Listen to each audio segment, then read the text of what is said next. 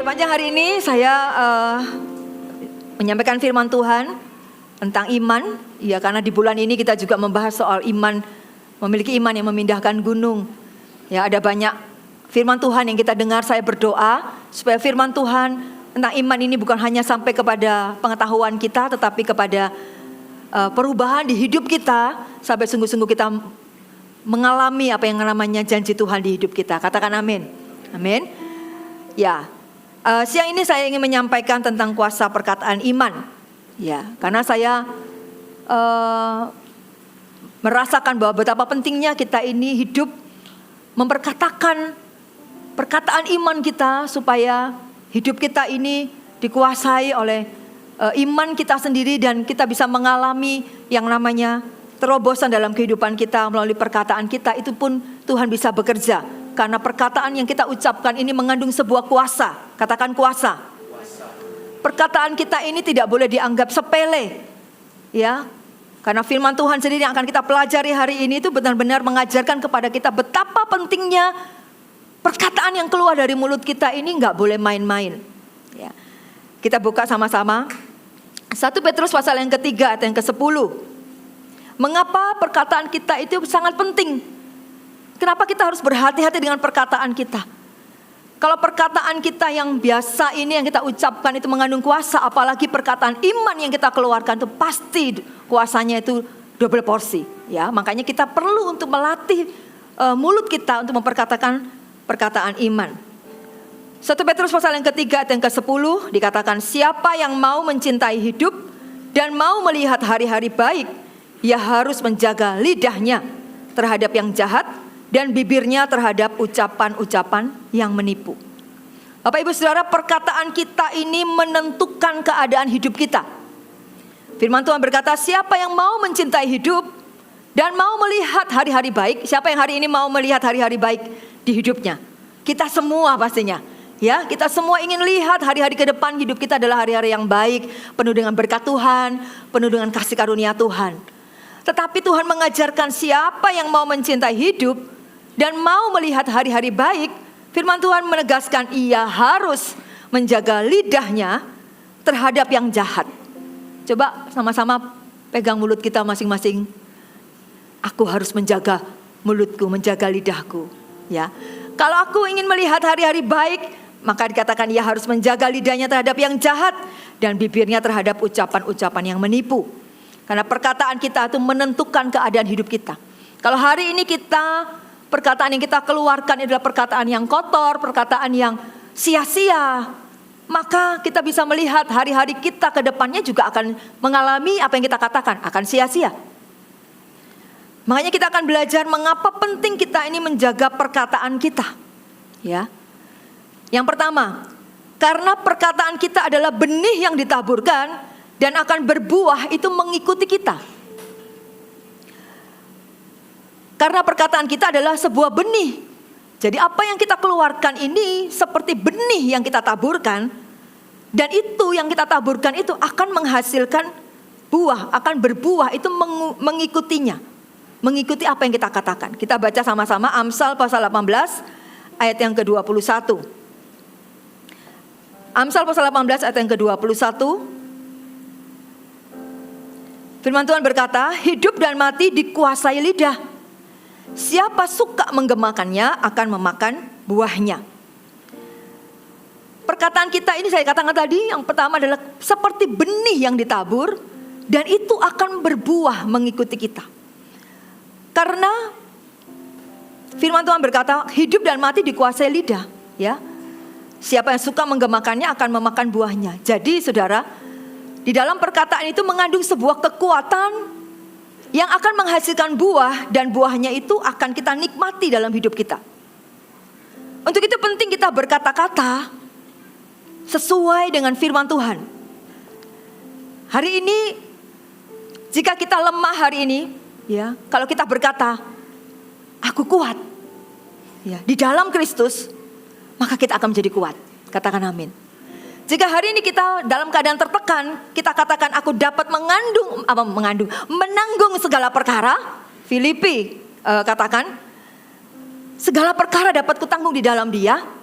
maka tiba-tiba kita akan mendapat kekuatan yang baru. Kita akan bisa menanggung segala perkara yang terjadi dalam hidup kita. Dimulai dari apa? Perkataan kita. Karena perkataan itu tadi saya katakan seperti benih yang kita taburkan.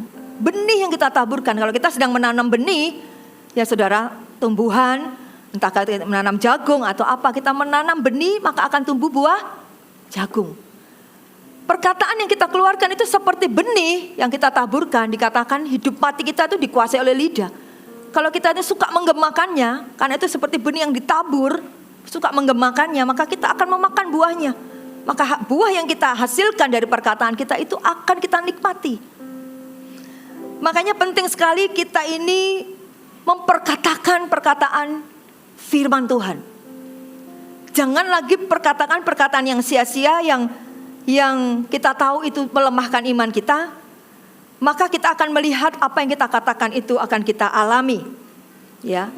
Kalau hari ini kita juga baca firman Tuhan, makanya penting sekali kita baca firman Tuhan supaya kita mengingat perkataan Tuhan dan kita memperkatakannya. Firman Tuhan itu menjadi kekuatan kita, katakan amin. Seringkali ada banyak firman Tuhan yang menjadi dalam kita kesesakan, dalam kita menghadapi tekanan, tiba-tiba firman itu menjadi rema. Itu menjadi kekuatan buat kita. Ada banyak hal. Tadi saya katakan, segala perkara dapat kutanggung dalam Dia, karena Dia yang memberikan kekuatan kepadaku.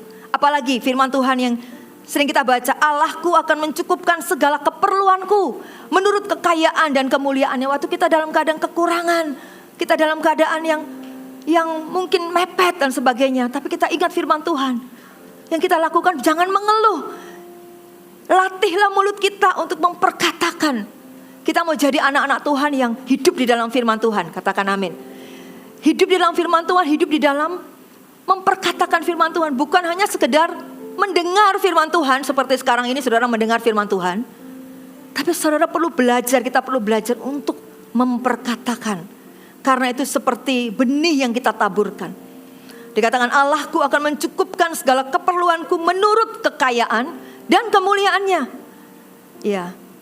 Waktu kita sakit, kita memperkatakan bilur-bilur Yesus menyembuhkanku.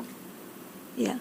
Bilur-bilur Yesus membersihkan setiap sakit penyakitku, aku disembuhkan dan sebagainya.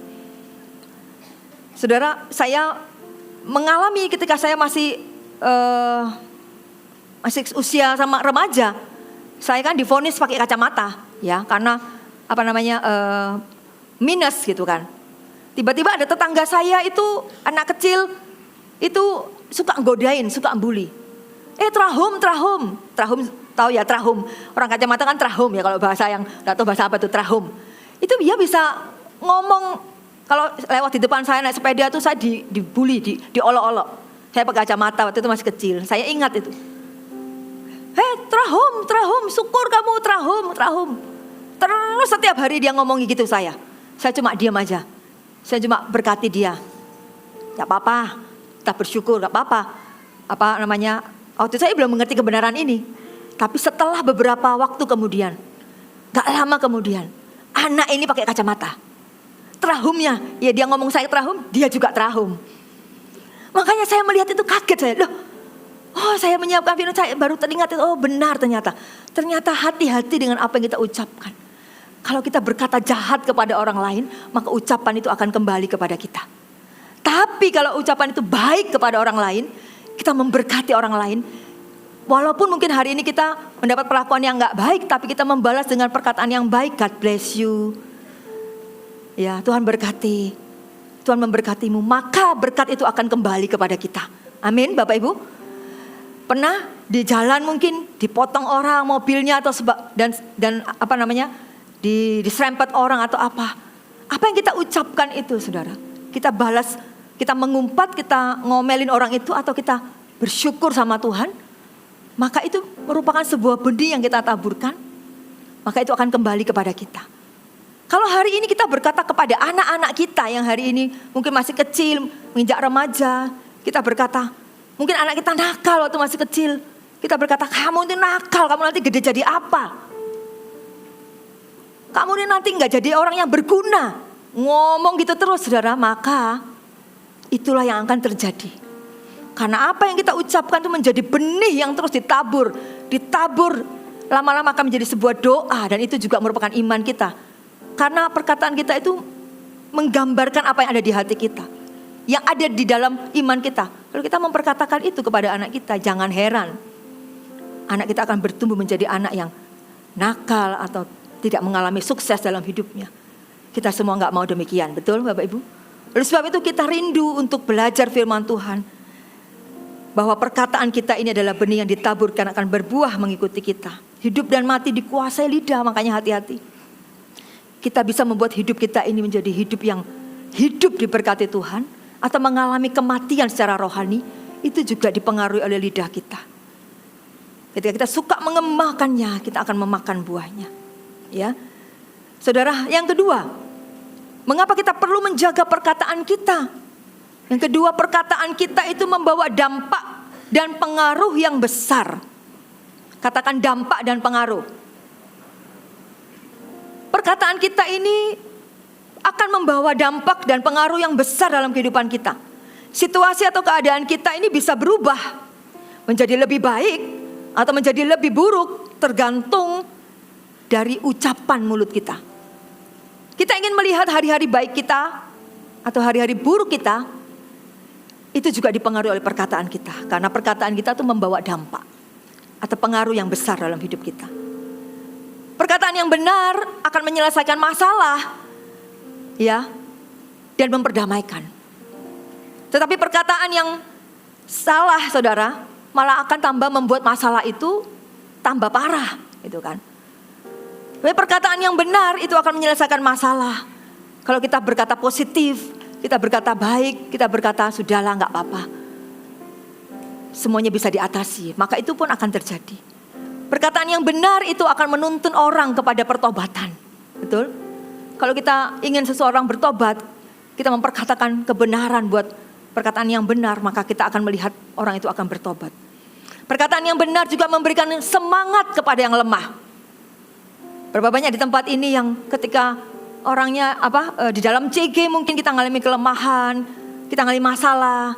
Mungkin kelompok CG kita nggak bisa bantu kita, baik mungkin dalam dana atau apa, tapi mereka bisa kasih kita kata-kata yang menguatkan. Tiba-tiba ada sebuah kekuatan yang mengalir, ya, karena perkataan pun itu mengandung kuasa. Ya, kita akan dikuatkan iman kita, kita akan bangkit semangat kita. Suami dan istri, saudara, ketika menghadapi masalah, apa yang kita katakan itu melemahkan pasangan kita atau tidak, itu juga dipengaruhi oleh perkataan. Waktu saya tuh divonis gak bisa punya anak, saya ingat waktu di mobil itu malam itu, waktu itu kita ke dokter, dokter berkata, ibu tidak bisa punya anak, tidak bisa hamil karena suami ibu azoosperma. Jadi silahkan ibu bisa ambil bayi tabung atau angkat anak di panti asuhan. Waktu itu kami mendengar itu, kami berkata, Tuhan, masa harus begitu ya? Tapi kami bersyukur. Saya bilang sama dokternya, thank you untuk setiap vonis, untuk setiap hasil yang kami terima, kami bersyukur, terima kasih. Tapi izinkan kami untuk kami belajar untuk beriman kepada Tuhan, percaya. Kami mau berdoa sama Tuhan, kami mau minta sama Tuhan supaya Tuhan memberkati kami, membuat mujizat dalam hidup kami, memberikan kami anak. Dokternya berkata, enggak apa-apa, beriman boleh, silahkan. Itu harus, ya. Tapi memang hasilnya seperti ini. Hasil medis itu yang kita lihat itu ya seperti itu. Hasilnya gak bisa dirubah karena hasil medis. Tapi saya percaya tidak ada yang mustahil buat Tuhan. Amin. Saudara, pulang malam itu saya ingat di mobil kita diam-diaman. Terus saya oleh suami saya berkata, saya mulai memperkatakan perkataan yang baik buat dia. Saya belajar untuk di tengah-tengah kesulitan tetap menjaga perkataan tetap baik, saling membangun satu dengan yang lain. Saya berkata, kita mendengar hasil vonis ini tentu mengejutkan, karena keluarga kita ini gak ada yang ngalami seperti kita. Bahkan adik saya yang baru sama menikah beberapa bulan kemudian sudah hamil. Kita yang sudah berapa tahun ini gak bisa punya anak, ternyata kita gak bisa memangnya. Tapi Saya berkata, aku tidak menyesal menikah sama kamu. Saya menguatkan dia. Karena suami saya yang divonis begitu tentunya ya gak enak perasaannya, tentunya agak down. Kok bisa gitu kan. Tapi saya memperkatakan, saya perkatakan saya gak menyesal menikah dengan kamu. Kita masih punya Tuhan yang sanggup untuk buat mujizat dalam hidup kita. Mari kita sama-sama berdoa dan satukan iman kita. Saya kuatkan dia, gak apa-apa. Jangan down, jangan jadi lemah. Kita masih punya Tuhan. Saudara, perkataan itu menguatkan. Tapi kalau ada seorang istri yang suaminya sudah babak belur dan sebagainya, ngadapi masalah di kantor dan sebagainya, tiba-tiba omongannya juga, makanya toh Pak, aku ini menyesal menikah kamu itu gak bisa kerja. Memang kamu ini gak bisa menghasilkan. Dan wis membuat keluarga kita berantakan dan sebagainya. Hei, kita belajar hari ini hati-hati dengan ucapan. Perkataan yang salah tidak akan membawa kebaikan, tapi akan membuat masalah kita tambah rumit. Betul Bapak Ibu? Makanya perkataan kita itu penting karena itu akan membawa dampak dan pengaruh yang luar biasa di hidup kita. Perkataan yang benar itu membangkitkan iman kita. Perkataan yang benar membangkitkan semangat kepada yang lemah. Makanya hari itu suami saya menjadi kuat kembali. Dan kita punya kekuatan untuk berdoa datang kepada Tuhan. Dan saya terus berdoa minta Tuhan memperkatakan perkataan iman. Dan puji Tuhan saudara, Tuhan itu mendengar doa. Dan hari ini anak kami 2 di tengah kemustahilan, tidak ada yang mustahil buat Tuhan. Amin. Waktu itu saya teringat puji Tuhan. Waktu itu saya teringat saya bangun malam hari tengah jam 12 malam saya datang sama Tuhan. Saya punya komitmen Tuhan. Saya ingin memperkatakan perkataan firman Tuhan. Saya ingin belajar bagaimana beriman di tengah-tengah kondisi situasi yang divonis tidak mungkin. Tapi saya mau belajar percaya bahwa Tuhanku itu mungkin dan ajaib. Apa yang saya lakukan? Saya mulai memperkatakan kepada suami saya. Waktu itu suami saya tidur. Saya setiap malam saya berdoa. Saya punya waktu dengan Tuhan. Saya memperkatakan dalam nama Yesus, setiap benih yang mati dihidupkan kembali. Setiap sel-sel yang mati dihidupkan kembali. Sel-sel yang mati dihidupkan kembali dalam nama Yesus. Aku memperkatakan kehidupan. Sel yang hidup kembali, sperma yang hidup kembali. Saya memperkatakan iman saya. Itu gak langsung otomatis saya menerima jawaban doa saya. Perlu waktu. Saya tahu Tuhan sedang menguji hati saya dan iman saya. Apakah engkau tetap terus percaya? Saya belajar untuk tetap percaya. Sampai pada waktunya. Setelah 1 tahun lewat. Saya mendapatkan rema. Saya mendapatkan suara Tuhan. Tuhan berkata, tahun ketiga pernikahanmu, engkau aku karunia anak. Itu jelas di dalam hati saya. Kemudian saya minta sama Tuhan rema dalam firman Tuhan. Firman Tuhan itu datang kepada saya. Kisahnya Abraham. Ingat Bapak Ibu, Abraham itu gak punya anak. Tapi Tuhan berkata kamu akan menjadi bapak segala banyak bangsa. Keturunanmu akan seperti bintang di laut, keturunanmu akan seperti bintang di langit dan pasir di laut. Betul ya? Abraham berkata, aduh bagaimana mungkin aku ini sudah tua. Aku ini sudah tua, gimana mungkin istriku ini sudah mati haid, gak mungkin bisa hamil dan punya anak. Tapi firman Tuhan, Abraham berkata, tetapi kepada janjimu aku percaya. Sekalipun tidak ada dasar bagiku aku untuk berharap. Tapi aku berharap juga kepada Tuhan. Ayat itu begitu loncat di hati saya. Menjadi rema. Saya nangis di hadapan Tuhan, saya berkata, Tuhan, aku ini seperti Abraham. Tidak ada dasar bagi aku untuk berharap. Karena vonis dokter berkata, kamu azoosperma, kamu mandul, kamu gak bisa punya anak. Itu jelas, hasil labnya ada di tangan saya. Tidak ada dasar. Tapi firman Tuhan berkata, seperti Abraham berharap, aku pun berharap. Kepada janjimu aku tidak ragu.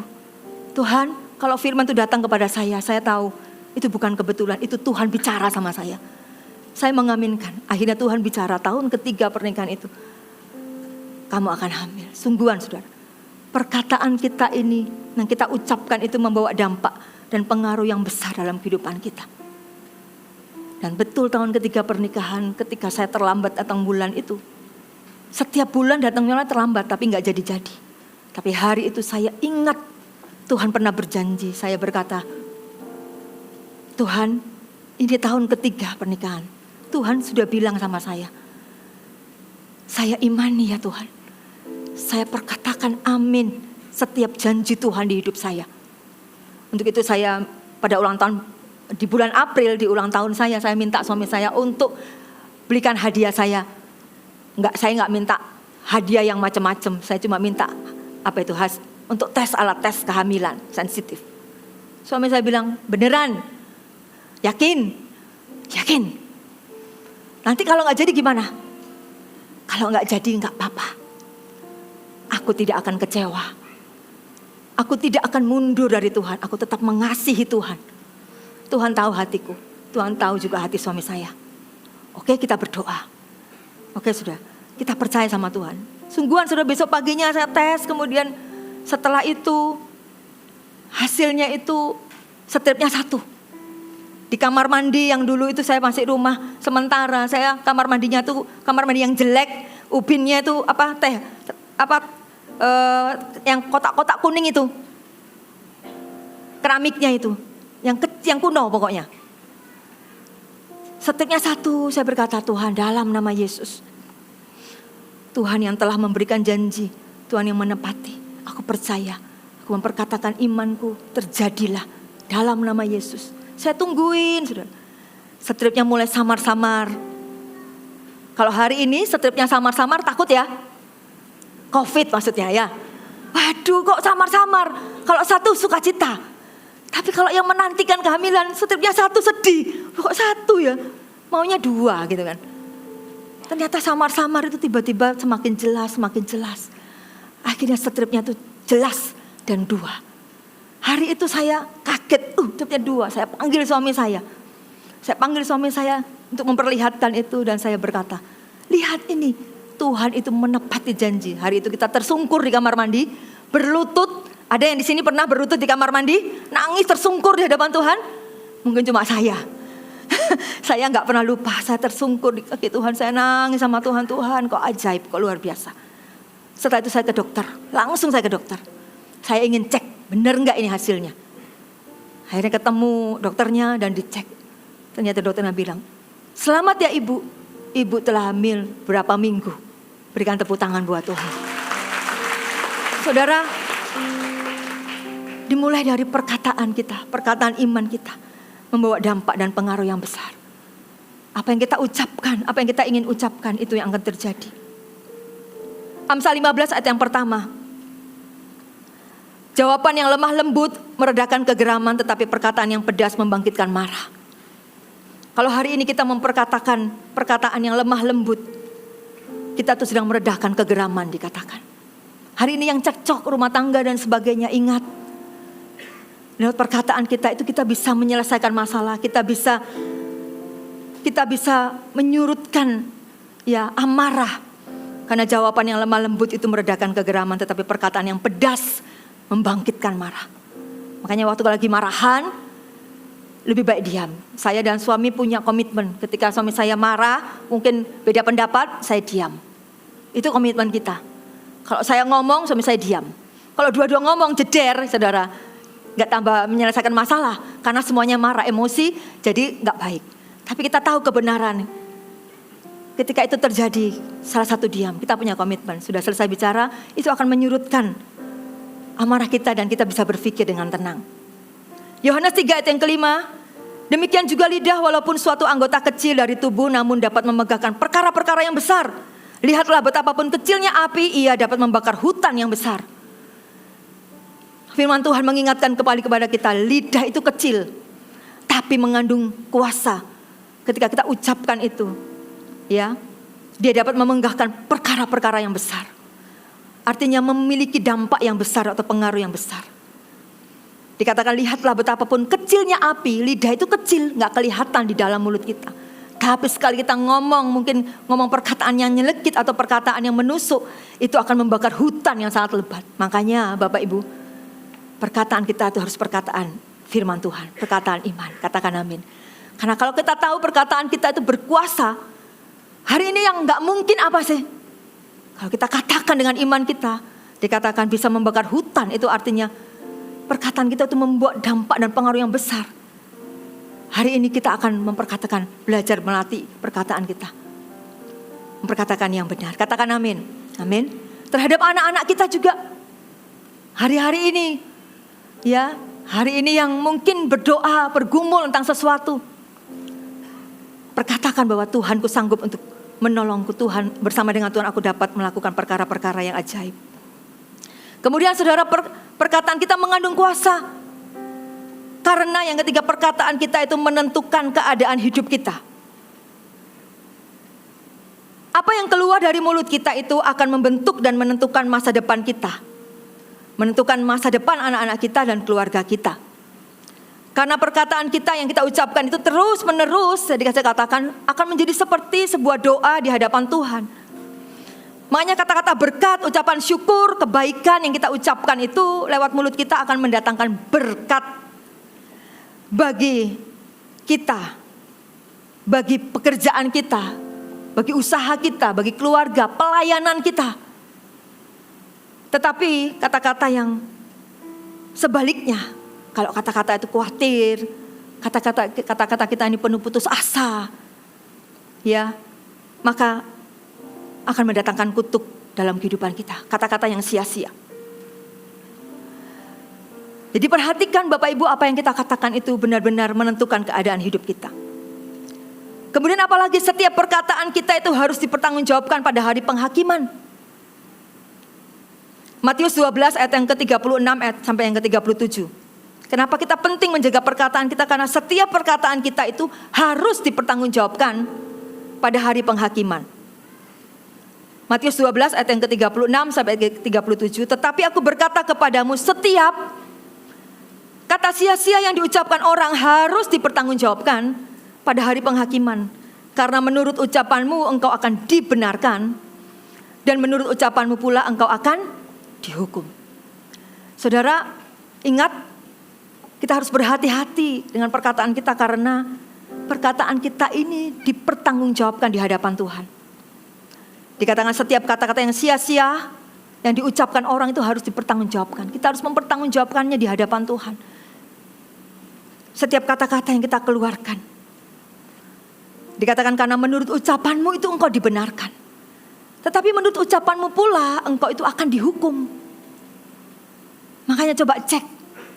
Ada enggak perkataan kita ini yang hari ini menghakimi orang lain?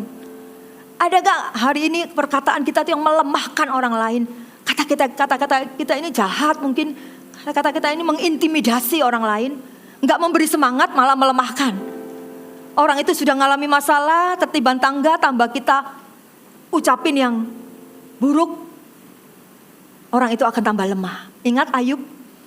Ayub itu sudah kehilangan harta benda, kehilangan anak-anaknya. Teman-teman di sekitarnya itu tidak membuat Daud ini menjadi kuat. Tetapi malah teman-temannya itu memperkatakan perkataan yang melemahkan dia. Malah membuat Ayub ini merasa sendiri. Teman-temannya berkata, yaitu kamu. Mungkin karena kamu ini berlaku jahat. Malah menghakimi. Saudara, kata-kata kita ini dipertanggungjawabkan di hadapan Tuhan. Biar hari ini kita belajar untuk menjadi berkat lewat perkataan kita. Kita mau menguatkan satu dengan yang lain. Amin, Bapak Ibu. Kuatkan suami dan istri saudara, kuatkan anak-anak saudara. Kalau hari ini mungkin anak-anak kita belum lihat mereka sukses dalam sekolah mereka, dalam studi mereka mengalami struggle. Kasih kekuatan dengan kata-kata yang menguatkan mereka. Hari ini ketika anak saya belum bisa seperti yang kita harapkan mungkin. Mungkin mereka berkata hasil ujian dan sebagainya mungkin tidak seperti yang dia inginkan. Kami sebagai orang tua belajar untuk memberikan semangat dengan kata-kata yang positif. Enggak apa-apa. Kamu pasti bisa. Saya ingat ketika anak saya itu pergi ikut lomba komputer waktu itu. Lomba komputer, ketika itu sudah terlambat, kita lari-lari ya. Di PTC lombanya itu jauh tempatnya, agak saya parkirnya di depan terus harus masuk tempat yang jauh. Kemudian anak saya ini lomba dengan banyak anak-anak yang lain, ya, yang saya tahu ini anaknya jago-jago komputer semua. Nah, lombanya itu adalah lomba mencari kata-kata dalam bahasa Inggris. Harus menyusun kata-kata dalam bahasa Inggris dalam waktu yang telah ditentukan sesingkat-singkatnya. Kamu harus cari kata yang sebanyak-banyaknya. Wah, saya lihat itu dari jauh, saya lihat di belakang karena sudah duduk semua di komputernya masing-masing. Saya lihat, saya juga pusing, ini diapain ini ya kata-katanya. Tapi yang mereka ngerti gitu. Kemudian anak saya itu duduk situ, kemudian jurinya bilang, oke, sekarang kita akan mulai lomba ini. Kalau ada kesalahan, gak boleh salah satu pun. Jadi dalam perlombaan itu semua itu harus benar. Jadi ketika kamu melakukan kesalahan satu aja, kamu harus mulai dari nol. Kamu harus mulai dari awal. Jadi ujiannya adalah, lombanya adalah mencari sebanyak mungkin kata-kata dalam bahasa Inggris itu, menyusun kata-kata itu sampai waktu ditentukan. Tapi kalau misalnya salah kata-kata itu, kamu harus mulai dari nol. Kemudian anak saya berkata, waduh mah gimana mah? Ini harus harus benar-benar konsentrasi. Oke, nggak apa-apa. Mama doain. Kemudian dia duduk di situ, saya berkata, kamu pasti diberkati Tuhan. Kamu pasti menang, tenang aja. Jangan khawatir. Saya bilang sama anak saya, menang atau kalah bukan urusan. Nanti itu gak apa-apa. Tapi kamu udah berani untuk ikut mama puji, mama kagum. Oke, sekarang berlombalah dengan baik.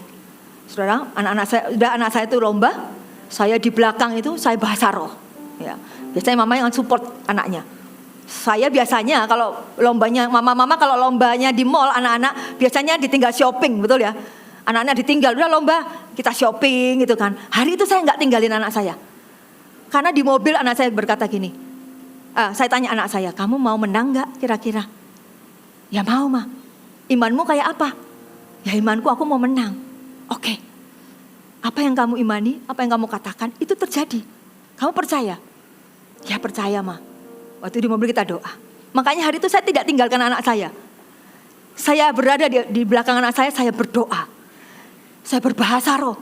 Saya lepaskan berkat. Saya katakan kata-kata iman saya katakan dalam nama Yesus. Tuhan, walaupun ini banyak yang pinter-pinter ini. Itu jago komputer, ini juara satu apa. Itu lawannya itu jago-jago semua. Tuhan, tapi aku memperkatakan berkat buat anak saya. Kalau Tuhan izinkan anak saya menang, saya bersyukur ya Tuhan, aku percaya yang terbaik yang datang daripada Tuhan. Saya lepaskan berkat.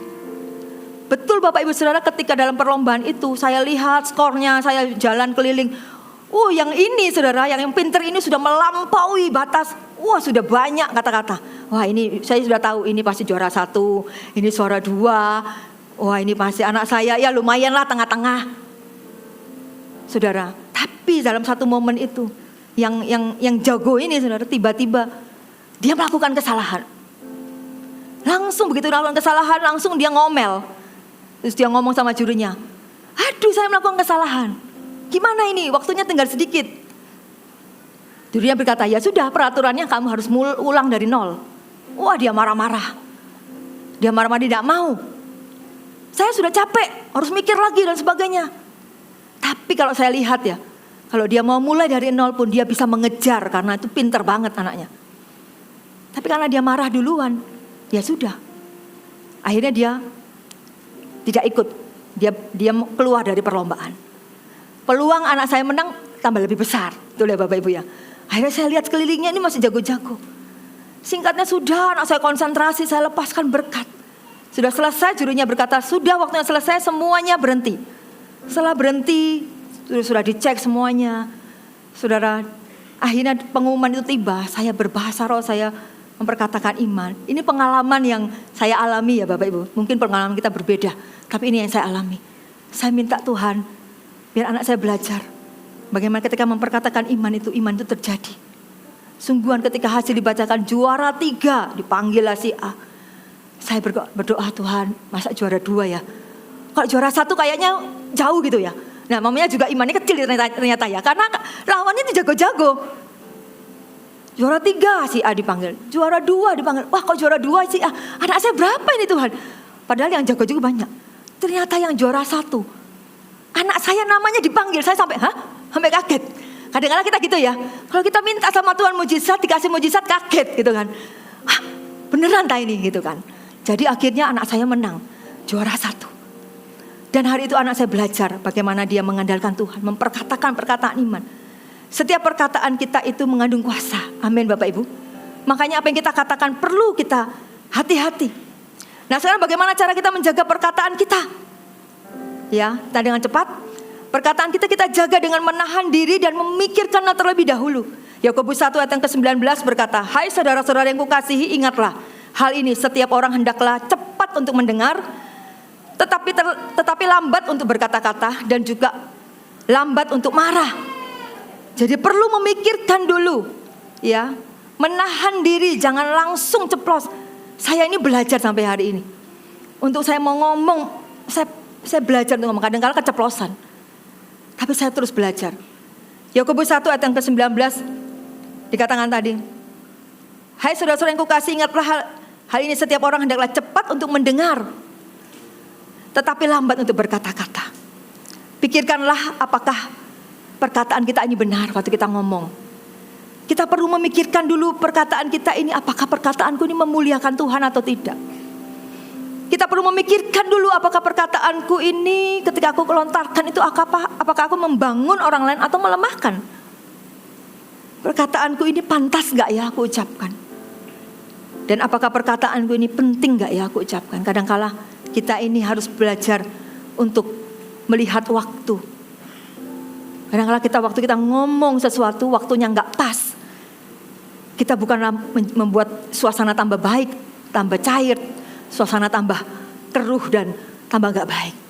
Tapi hari ini kita belajar bagaimana kita tahu bahwa perkataan kita itu perkataan yang berkuasa.